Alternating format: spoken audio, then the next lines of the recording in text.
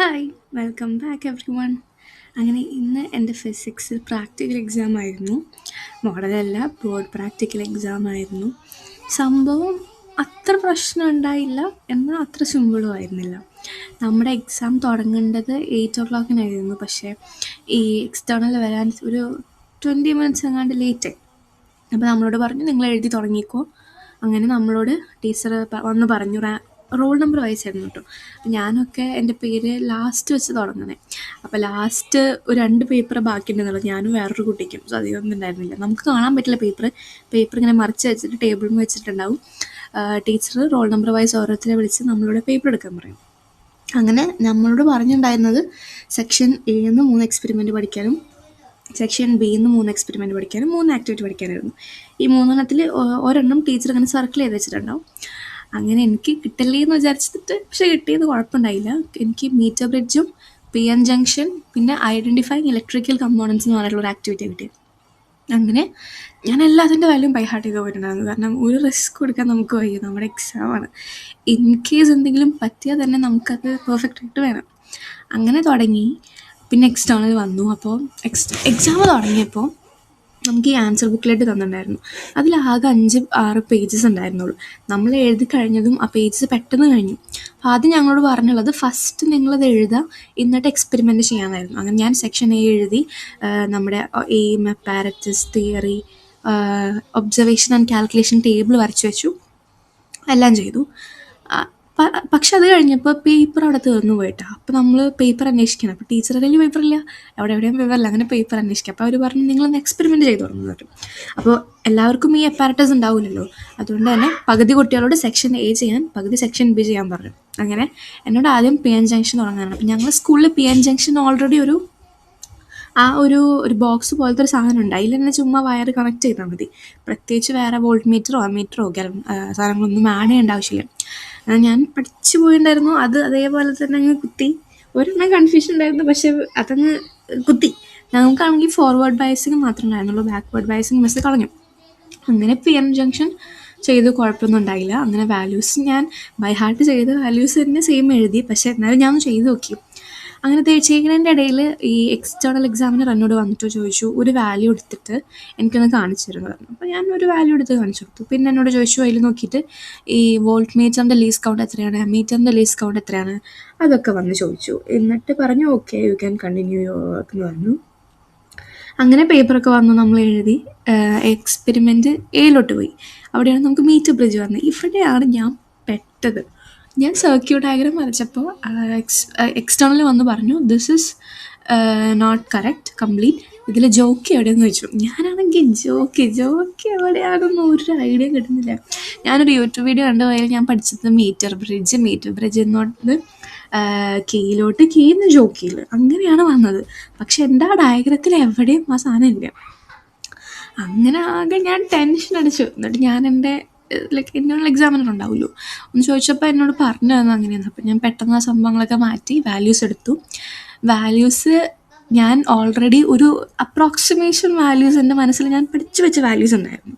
കാരണം നമ്മളെ ടീച്ചർ പറഞ്ഞുള്ളത് ഇതിൻ്റെ എല്ലാം ഫൈനൽ ആൻസർ വരുന്നൊരു റേഞ്ച് നമുക്ക് പറഞ്ഞു തന്നിട്ടുണ്ടായിരുന്നു. അപ്പം ഞാൻ ആ ഒരു ആൻസർ നമുക്ക് 7.5 എന്ന് പറഞ്ഞു ഫൈനൽ ആൻസർ. ഒരു 6 to 8.5 വരെ ഓക്കെയാണ്. അതിൻ്റെ ഇടയിലുള്ള ഒരു വാല്യൂസ് നിങ്ങൾക്ക് കിട്ടണമെന്ന് പറഞ്ഞിട്ടുണ്ടായിരുന്നു. അപ്പം ഞാൻ ആ 7.5 ആണ് കറക്റ്റ് ആൻസർ. 7.5 വരുന്ന അപ്രോക്സിമേഷനൊക്കെ ചെയ്തൊരു വാല്യൂ അങ്ങ് എടുത്ത് എഴുതി. പ്രശ്നമൊന്നും ഉണ്ടാവില്ല എന്ന് വിചാരിക്കുന്നു. പക്ഷേ എൻ്റെ റെക്കോർഡ് ബുക്കിൽ ഞാൻ എഴുതിയ വാല്യൂസിൻ്റെ സെയിം വാല്യൂ തന്നെ ഞാൻ എഴുതിയത്. അപ്പോൾ ആ ഒരു ഉറപ്പിലാണ് ഞാനതൊന്ന് എഴുതിയത്. അങ്ങനെ ഞങ്ങൾ അതൊക്കെ ചെയ്തു. വലിയ കുഴപ്പമൊന്നും ഉണ്ടായില്ല. എൻ്റെ പെട്ടെന്ന് കഴിഞ്ഞു. പെട്ടെന്ന് കഴിഞ്ഞും പോയി. ഇപ്പോൾ ചെയ്തില്ല എന്നിപ്പോൾ അവരോട് അറിയിക്കാനും പറ്റില്ലല്ലോ. അങ്ങനെ സംഭവങ്ങളൊക്കെ എഴുതി. അത് കഴിഞ്ഞിട്ട് ആക്ടിവിറ്റി മിസ് എഴുതാൻ പറഞ്ഞു. ആക്ടിവിറ്റി എല്ലാം എഴുതി. അത് കഴിഞ്ഞിട്ട് നമ്മളെ വൈവയ്ക്ക് വിളിച്ചുകൊണ്ടിരിക്കണം, ഓരോരുത്തർ വിളിച്ചുകൊണ്ടിരിക്കുക. അപ്പോൾ ഞാനിങ്ങനെ അവിടെ നമുക്ക് കേൾക്കുന്നുണ്ട് എന്തൊക്കെ ക്വസ്റ്റ്യൻസ് ചോദിക്കണമെന്ന്. അപ്പോൾ ഒരു കുട്ടിയോട് അവിടുന്നും കുറേ ക്വസ്റ്റ്യൻസ് ചോദിച്ചു. ലൈക്ക് കിർച്ചോഫ് റൂൾ എന്താണ്, ജംഗ്ഷൻ റൂൾ എന്താണ്, മൂവിങ് കോയിൽ ഗാൽവനോമീറ്ററിൻ്റെ പ്രിൻസിപ്പിൾ, പിന്നെ ലെൻസ്, മിറർ, അങ്ങനെ കുറേ ക്വസ്റ്റ്യൻസ് ചോദിച്ചു. ലൈക്ക് നമുക്ക് കിട്ടിയ എക്സ്പെരിമെൻറ്റിനല്ലാത്ത എക്സ്ട്രാ ക്വസ്റ്റ്യൻസും ചോദിച്ചു. ഞാനിവിടെ കഴിഞ്ഞ മോഡൽ എക്സാമിന് എൻ്റെ പേപ്പർ കാണിച്ചു തരാം. ഞാനിവിടെ അറ്റാച്ച് ചെയ്യുന്നുണ്ട്, നിങ്ങളതൊന്ന് കണ്ടു നോക്ക്. അങ്ങനെ വൈവയ്ക്ക് കുറേ ക്വസ്റ്റ്യൻസൊക്കെ നടന്നു. അതിൻ്റെ ഇടയിൽ ടീച്ചറെ ഫുഡ് കഴിക്കാൻ വേണ്ടി അവർ വിളിച്ചുകൊണ്ട് പോയി. ഫുഡ് കഴിക്കാൻ പോയിട്ട് കുറേ നേരം ടീച്ചർ വന്നില്ല. അപ്പോൾ ലാബിൽ നമ്മളും നമ്മുടെ സ്കൂൾ ടീച്ചർ മാത്രമേ ഉണ്ടായിരുന്നുള്ളൂ. അപ്പം അങ്ങനെ എൻ്റെ ഓൾറെഡി എഴുതി കഴിഞ്ഞിട്ടുണ്ടായിരുന്നു ആ ടൈം. കാരണം അധികം ഒന്നും ചെയ്യാനുണ്ടായിരുന്നില്ല. ഞാൻ ഓൾറെഡി വാല്യൂസ് ബൈ ഹാർട്ട് ചെയ്തപ്പോൾ ഞാൻ വാല്യൂ എടുക്കുന്ന പോലെ ഒന്ന് ചെയ്ത് അങ്ങോട്ടും ഇങ്ങോട്ടൊക്കെ ഒന്ന് നീക്കി ഞാൻ പഠിച്ച വാല്യൂസ് തന്നെ അതേപോലെ കൃത്യമായിട്ട് എഴുതി.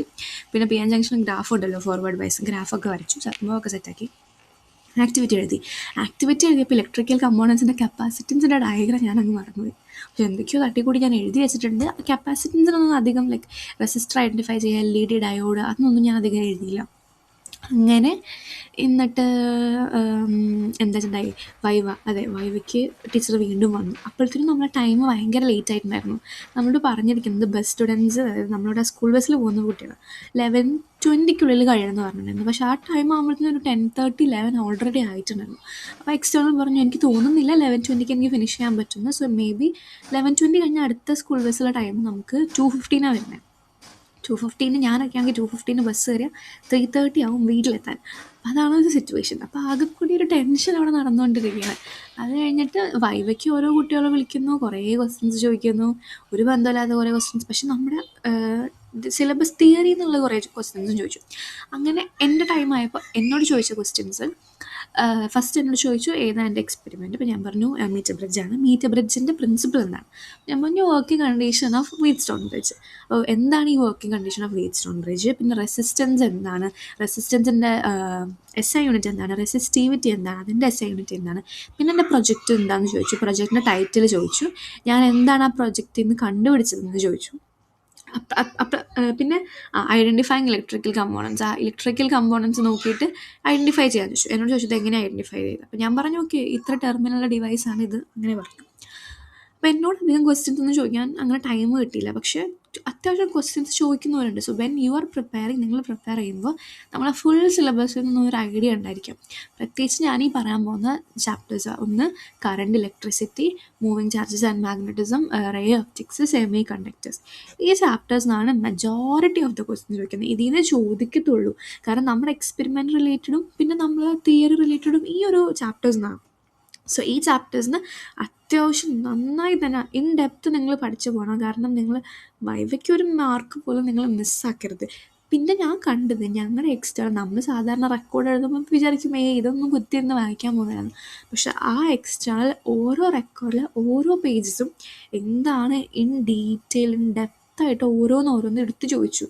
അതായത് ഏതോ കുട്ടിയുടെ റെക്കോർഡിൽ എന്തോ മിസ്റ്റേക്ക് വന്നപ്പോൾ അത് ചോദിച്ചു, എന്തുകൊണ്ടാണ് ഈ ഗ്രാഫ് കറക്റ്റ് ആവാത്ത, എന്താ വാല്യൂസിന് എന്തോ ഡിഫറൻസ് ഉണ്ട്. അങ്ങനെ ഞങ്ങൾ ടീച്ചർ വിളിച്ചു, അത്രയും ഇൻഡെപ്തായിട്ട് ചോദിച്ചു.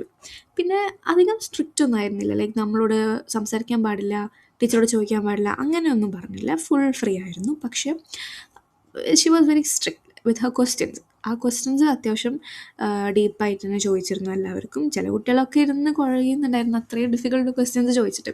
ബട്ട് ഓവറോൾ നമ്മൾ ആ പേപ്പർ സബ്മിറ്റ് ചെയ്യുന്നതിന് മുന്നേ നമ്മൾ ടീച്ചറായിട്ടൊന്ന് കൺസൾട്ട് ചെയ്തു എന്ന് പറഞ്ഞു. എന്നിട്ടാണ് പുള്ളിക്കാരി ആ പേപ്പർ വിളിച്ചത്. ഇങ്ങനെ നമ്മൾ പേപ്പർ കൊടുത്തു കഴിഞ്ഞപ്പോൾ നമ്മൾ ടൈമും ലേറ്റായി, സ്കൂൾ ബസ്സും പോയി. അങ്ങനെ കുറേ പിള്ളേർ അവിടെ ഇരിക്കുകയായിരുന്നു. എന്നിട്ട് കുറേ പേരൊക്കെ വീട്ടിലേക്ക് വിളിച്ച് അങ്ങനെയാണ് വന്നത്. സോ ഇതായിരുന്നു എൻ്റെ physics practical examination grade 12 experience. എൻ്റെ ആദ്യത്തെ എക്സാം ആയിരുന്നു, അതുകൊണ്ടുള്ള എല്ലാ ടെൻഷനും എല്ലാ പേടിയുണ്ട്. സോ എൻ്റെ ടിപ്പ് എന്ന് പറയുകയാണെങ്കിൽ നിങ്ങൾക്ക് എല്ലാ വാല്യൂസും ബൈ ഹാർട്ട് ചെയ്ത് വെച്ചോ, അല്ലെങ്കിൽ അറ്റ്ലീസ്റ്റ് ഫുള്ള് ബൈ ഹാർട്ട് ചെയ്ത്, അതായത് ഒരു ടേബിൾ മൊത്തം നിങ്ങൾ ബൈ ഹാർട്ട് ചെയ്യാൻ നിൽക്കരുത്. അതിൻ്റെ സ്റ്റാർട്ടിങ് വാല്യൂ മാത്രം നിങ്ങൾ ബൈ ഹാർട്ട് ചെയ്യുക. ബാക്കി കാൽക്കുലേഷൻസ് ഒക്കെ നിങ്ങൾക്ക് ചെയ്യാൻ അറിയണം. ഫുള്ള് ബൈ ഹാർട്ട് ചെയ്താൽ നമുക്ക് കുറേ എക്സ്പെരിമെൻറ്റ്സ് എല്ലാം കൂടി കൺഫ്യൂഷൻ ആവും. Ray optics, semi conductors, current, electricity, moving charge and magnetism, ഈ ചാപ്റ്റർ ഭയങ്കര ഇമ്പോർട്ടൻ്റ് ആണ്. അതിൽ നിന്ന് തിയറി നല്ലോണം പഠിച്ചോ. വൈവ ക്വസ്റ്റ്യൻസിന് അത്യാവശ്യം പ്രിപ്പയർ ചെയ്യും. നിങ്ങളുടെ പ്രൊജക്റ്റും അത്യാവശ്യം ഡീറ്റെയിൽ ആയിട്ട് തന്നെ നിങ്ങൾ കണ്ടിരിക്കണം. So that's all about this video. Thank you so much. Next exam നമുക്ക് കെമിസ്ട്രി ആണ്. കെമിസ്ട്രി എക്സാമിൻ്റെ റിവ്യൂ ഞാൻ അടുത്ത വീഡിയോയിൽ പറയാം. So bye by.